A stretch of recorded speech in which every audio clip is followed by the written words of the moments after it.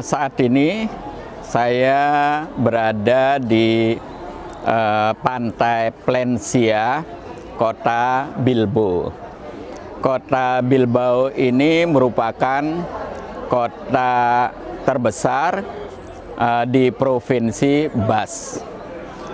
Provinsi ini cukup lama melakukan perlawanan terhadap pemerintah pusat di Madrid karena banyak faktor.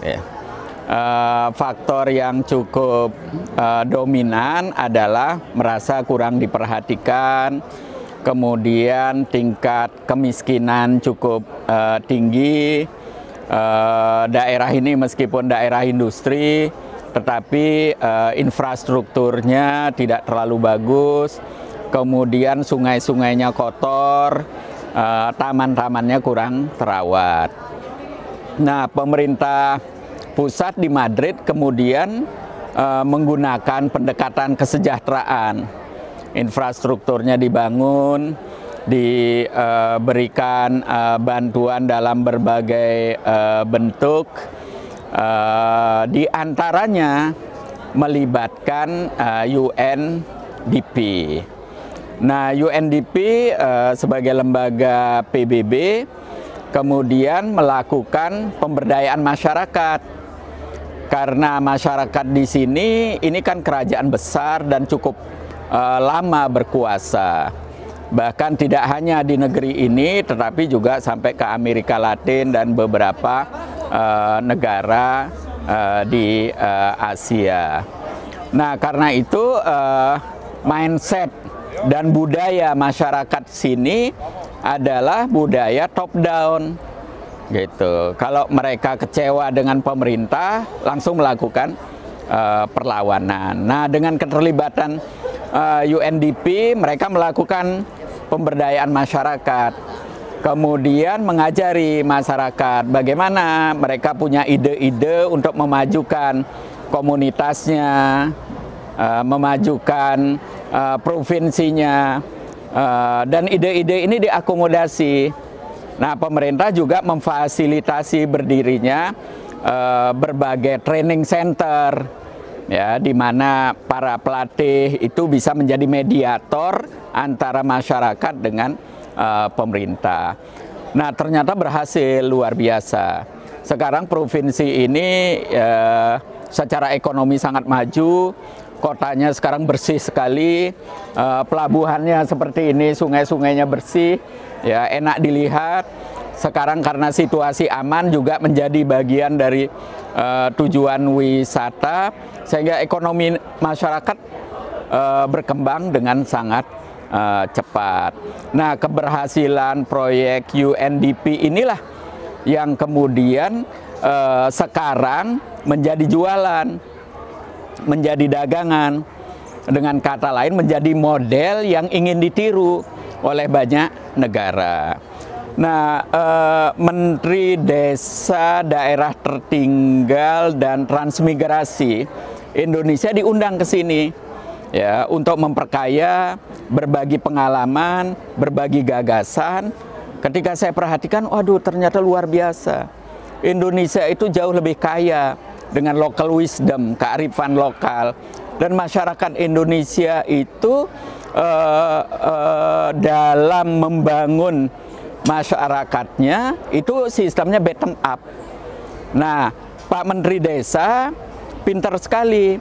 Sekarang dia mengaitkan dengan program SDGs yang menjadi concern PBB, concern UNDP, concern masyarakat global, dan Pak Menteri Desa hanya memberikan sentuhan-sentuhan networking, ditambah dengan sekarang dengan sistem digital, ya, sistem online, real time, itu Pak Menteri Desa membentuk relawan-relawan untuk di samping mengajari masyarakat desa, memberikan kesadaran baru tentang pentingnya memperhatikan lingkungan dan beberapa agenda SDGs yang lainnya, sehingga secara ide SDGs yang menjadi concern banyak negara itu diturunkan sampai ke tingkat desa.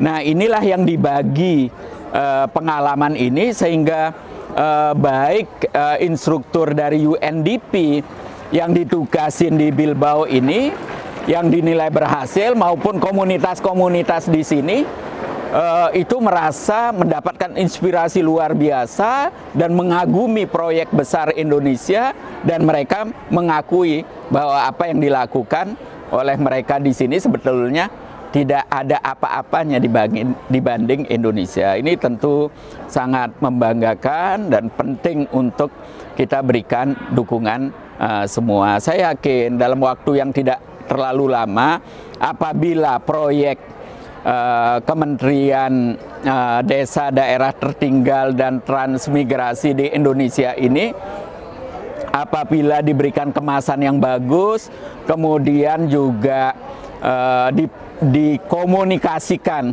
ke masyarakat global, itu bisa mendapatkan penghargaan baik dari UNDP maupun PBB. Dan lebih dari itu, masyarakat internasional tidak hanya di Bilbao atau provinsi Bas yang berada di Spanyol ini, tapi di tempat lain juga bisa mengambil pelajaran, bisa mendapatkan inspirasi.